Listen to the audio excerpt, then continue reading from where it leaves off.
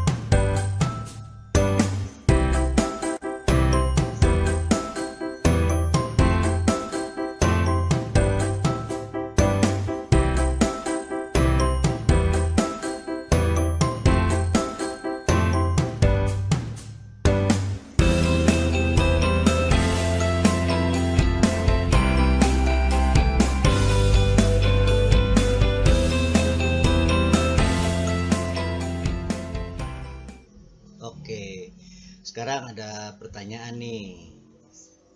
Mengapa terjadi bayangan?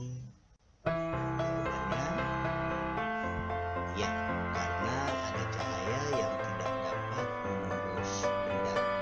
Benda itu entah benda gelap ataupun bisa ketebalannya ataupun fisik dari benda tersebut. Lalu ada pertanyaan lagi, bagaimana proses terjadinya pelangi? Ayo, siapa yang tahu jawabannya?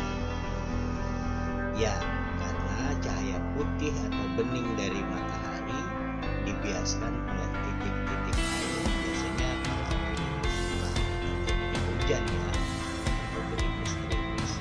Sinar matahari itu mengenai butiran-butiran air yang sudah ada di tanah, dan itu akan membiaskan cahaya matahari itu ke atas lagi. Setelah itu, maka dia terjadi seperti ini. Oke, selanjutnya mata. Kita membahas mata, fungsi bagian-bagian mata dan proses dari melihat mata. Fungsi utama mata adalah untuk melihat. Mata adalah salah satu indera yang banyak menerima informasi untuk Mata adalah organ tubuh penting bagi manusia dan bagi makhluk hidup yang lain. Dengan mata, kita dapat menyaksikan segala macam keindahan. Lalu kita masuk ke bagian-bagian mata. Bagian mata ada bagian luar dan ada bagian dalam. Bagian luarnya ada alis yang jelas nampak buat kita terlihat, lalu ada kelopak mata yang biasa kita pakai untuk kedip ya. Lalu ada kelenjar mata di bagian dalam dari kelopak mata ini, ada kelenjar air mata. Lalu ada bulu mata. Fungsinya untuk apa ini semua? Kita lihat bersama ya. Perhatikan dengan cermat.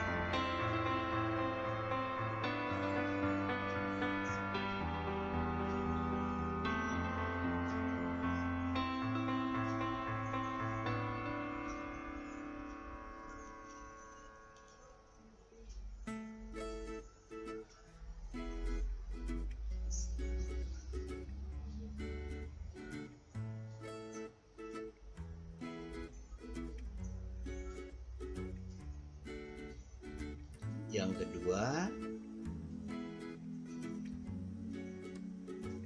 bulu mata.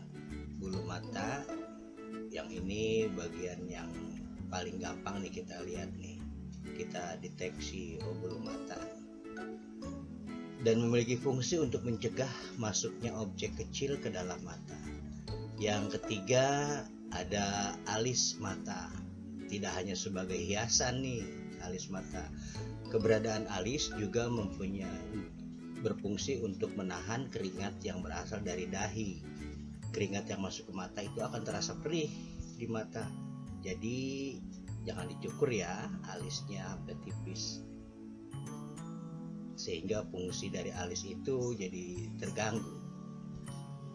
Yang berikutnya adalah kelenjar air mata. Kelenjar air mata ini menghasilkan air mata. Air mata itu sendiri tidak hanya muncul pada waktu kita menangis, tapi dia setiap waktu menghasilkan air mata yang fungsinya untuk, kalau kita bilang sebagai pelumas ya, supaya tidak kering mata kita itu. Kalau mata kita kering, itu akan menyebabkan terasa perih, ataupun otot-otot di mata itu akan terasa pegal. Jadi fungsinya untuk membasahi mata agar tetap lembab dan dia bisa bergerak ke kiri ke kanan dengan bagus. Berikutnya ada bagian mata bagian dalam. Ada otot mata, ada kornea, ada iris. Otot mata ini bagian atas ini yang bisa menggerakkan kelopak mata. Lalu ada kornea bagian yang jernih, yang jelas kelihatan di depan. Lalu ada iris. Iris itu otot bagian dalam ya, otot bagian dalam yang menggerakkan pupil. Pupil ini bagian yang hitam, paling hitam di tengah-tengah. Lalu ada lensa. Ini nanti banyak gangguan di sini kalau yang sudah agak tua, rabun segala macam. Lalu ada retina. Ini sebagai layar, benda yang masuk ataupun cahaya yang masuk diterima oleh kornea, masuk ke dalam pupil, iris disaring di sana, nanti akan nampak di retina ini. Retina kalau Bapak bilang itu sebagai layar ya. Dari retina itu nanti ada nyambung ke saraf. Saraf ini nanti mengantarkan ke otak, lalu dicerna oleh otak. Fungsinya, simak baik-baik ya. Terletak di lapisan paling luar, kornea merupakan suatu bening yang memiliki sifat transparan sehingga memungkinkan cahaya untuk bisa masuk ke dalam sel penerima cahaya yang ada di dalam bola mata dan memiliki fungsi untuk melindungi mata dari benda asing dan melakukan refleksi di lensa mata. Kornea ini bagian putih beningnya yang paling luar. Lalu yang kedua ada iris. Iris memiliki fungsi untuk mengatur besar kecilnya pupil. otot, dia kayak fungsi sama seperti otot. Dia yang menggerakkan. Kalau pupil itu terlalu banyak menerima cahaya, maka mata kita itu digerakkan oleh iris akan mengecil. Kalau kita terasa silau, ada cahaya yang masuk terlalu banyak ke mata kita, maka mata kita akan mengecil. Atau kalau kurang dari cahaya, mata kita akan kalau kita bilang melotot ya. Itu diatur oleh iris. Sedangkan pupil itu sendiri bertugas untuk menyaring cahaya yang masuk, mengatur jumlah cahaya yang masuk. Biasanya kalau cahaya yang masuk ke mata itu kurang, mata kita akan membesar ya, atau kita bilang melotot. Kalau cahaya yang masuk itu sedikit, terlalu terang, terlalu banyak, maka mata kita akan mengecil untuk menahan silaunya itu. Lalu yang keempat, retina. Retina ini ibaratnya layar lah, layar yang masuk ke dalam bola mata itu akan nampak di sini, di layar, di retina itu sendiri. Sekumpulan sel yang terletak di belakang bola mata. Fungsinya dari retina itu sendiri adalah sebagai penangkap bayangan yang terbentuk oleh lensa mata. Lalu bayangan itu diubah menjadi sinyal-sinyal saraf untuk dikirim ke otak. Otak langsung merespon, oh ini warna merah, oh ini warna biru, oh ini warna ungu, warna hijau, dan segala macam. Itu karena ada retina yang menangkap cahaya yang masuk dan dikirim ke otak melalui saraf. Berikutnya ada lensa. Bagian ini memiliki fungsi untuk membentuk sebuah gambar, diteruskan pada retina. Lensa ini kadang rusak. Kalau ada yang minus, ada yang plus, di sini letaknya itu lensa. Saraf optik. Organ satu ini memiliki peranan yang sangat penting, sebab fungsi dari saraf optik sendiri adalah sebagai penerus informasi yang berupa bayangan benda yang sebelumnya ditangkap oleh retina, lalu diubah menjadi sinyal dan dikirim ke saraf otak.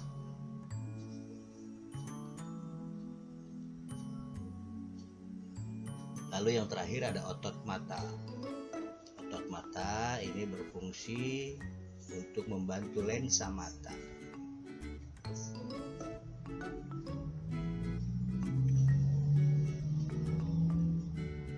Disebut dengan akomodasi. Kemampuan mata untuk menggerakkan, kemampuan bola mata untuk menggerakkan bola mata, kemampuan untuk menggerakkan bola mata itu adalah gaya akomodasi. Selanjutnya ada proses mata melihat, ya, kita dengarkan.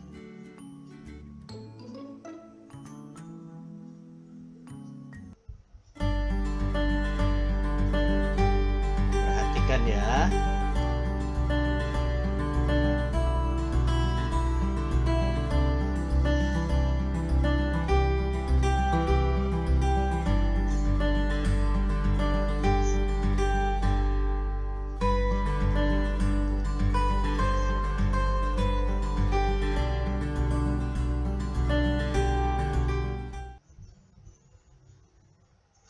Itu proses melihat kita. Lalu jenis-jenis cermin. Jenis cermin itu ada 3 macam. Ada cermin datar, ada cermin cekung, ada cermin cembung. Simak keterangannya ini.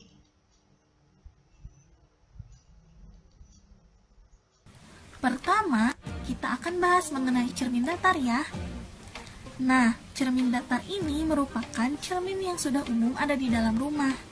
Bentuk permukaannya datar. biasanya sih dipakai untuk ngaca. Sebelum berangkat ke sekolah, pasti kamu harus ngaca dulu dong, entah sisiran atau bahkan dandan. Nah, ketika kalian menghadap ke kaca, maka bayangan yang terdapat pada kaca memiliki ukuran yang sama besar dengan objek yang nyatanya. Sehingga berdasarkan hal tersebut, sifat bayangan yang dihasilkan cermin datar adalah tegak dan sama besar. Contoh pemanfaatan cermin datar pada kehidupan sehari-hari, selain untuk bercermin, kalian juga dapat temukan pada kapal selam.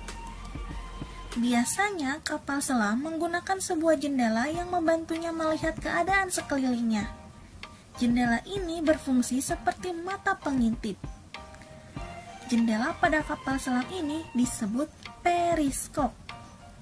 Periskop bisa kita buat secara sederhana dengan menggunakan bahan-bahan yang ada. Kamu bisa berkreasi untuk menghias periskop yang kamu buat. Sekarang kita lanjut pada cermin yang kedua. Jenis cermin yang kedua yaitu cermin cekung. Dalam kehidupan sehari-hari, cermin cekung dapat kamu lihat di sendok yang ada di rumah. Ingat ya kawan, bukan sendok plastik, melainkan sendok yang berbahan stainless steel. Selain itu juga, reflektor yang ada pada lampu senter juga menggunakan cermin cekung loh.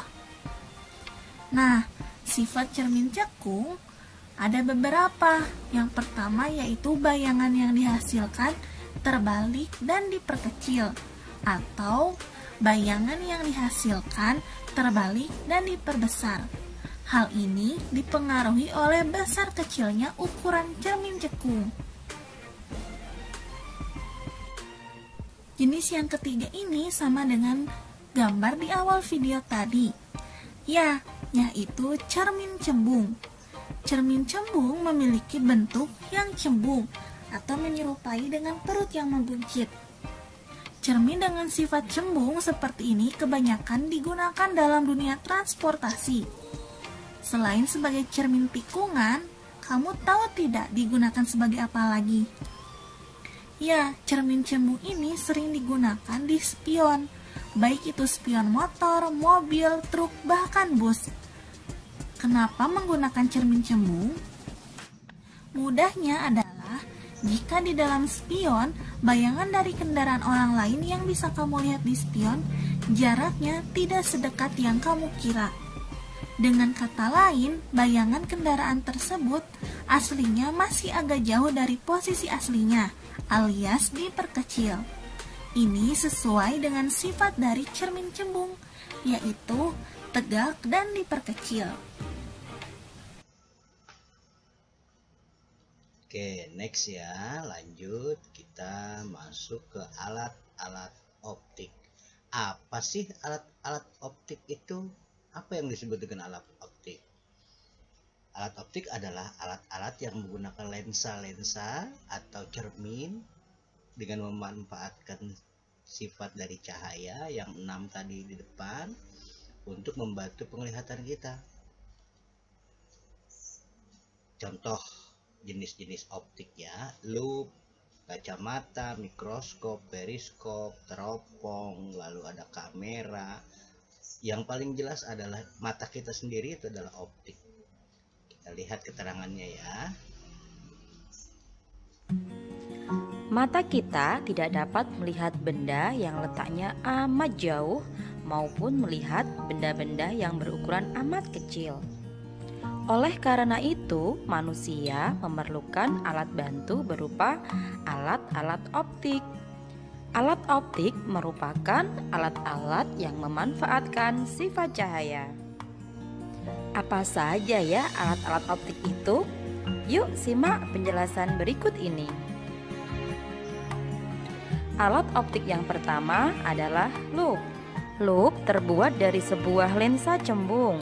Loop dapat membantu kita melihat benda-benda berukuran kecil, misalnya tulisan di buku. Akan tetapi, perbesaran yang dilakukan loop terbatas. Dalam memperbesar suatu benda, loop menerapkan salah satu sifat cahaya, yaitu dapat dibiaskan. Alat optik yang kedua adalah kacamata. Adakah di antara kalian yang berkacamata? Lensa kacamata terbuat dari lensa cekung atau cembung. Salah satu sifat lensa adalah dapat membelokkan cahaya. Cahaya dari luar menembus lensa yang bening, lalu dibelokkan ke retina mata sehingga kita dapat melihat benda dengan lebih jelas.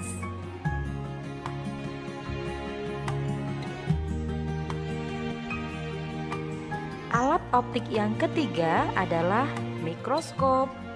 Mikroskop adalah alat yang digunakan untuk melihat benda-benda kecil, misalnya bakteri dan jamur. Mikroskop dapat memperbesar bayangan sampai 100 kali, sehingga kita dapat melihat benda yang kecil dengan jelas. Nah, alat optik selanjutnya adalah ini dia. Ayo, siapa yang tahu apa ini? Ini merupakan periskop. Periskop adalah alat optik sejenis teropong yang arah pandangnya dapat dibelokkan, sehingga objek tidak harus berada di depan mata. Periskop digunakan pada kapal selam untuk mengamati keadaan di permukaan laut dari dalam kapal selam. Periskop memanfaatkan sifat cahaya dapat dipantulkan. Pada periskop sederhana terdapat 2 cermin datar. Cara kerja periskop adalah bayangan yang terbentuk pada cermin pertama dipantulkan ke cermin kedua. Dari cermin kedua inilah pengamat dapat mengamati benda. Nah, itu dia beberapa contoh alat-alat optik. Bagaimana? Sudah paham cara kerja alat-alat optik? Semoga bermanfaat. Ada lagi alat optik yang lain, teropong. Teropong ini biasa dipakai untuk melihat benda-benda di luar angkasa ya. Benda-benda di luar angkasa itu teramat jauh, amat sulit buat mata untuk melihat. Makanya kita menggunakan teropong sebagai alat bantu untuk melihat. Lalu ada kamera. Kalau kamera semuanya udah tahu ya. Proses cara kerja kamera sama seperti mata kita. Oke, selanjutnya alhamdulillah. Semoga bermanfaat. Belajar, tetap jaga kesehatan, belajar dengan semangat, tetap jadi anak-anak soleh. Terima kasih. Assalamualaikum warahmatullahi wabarakatuh.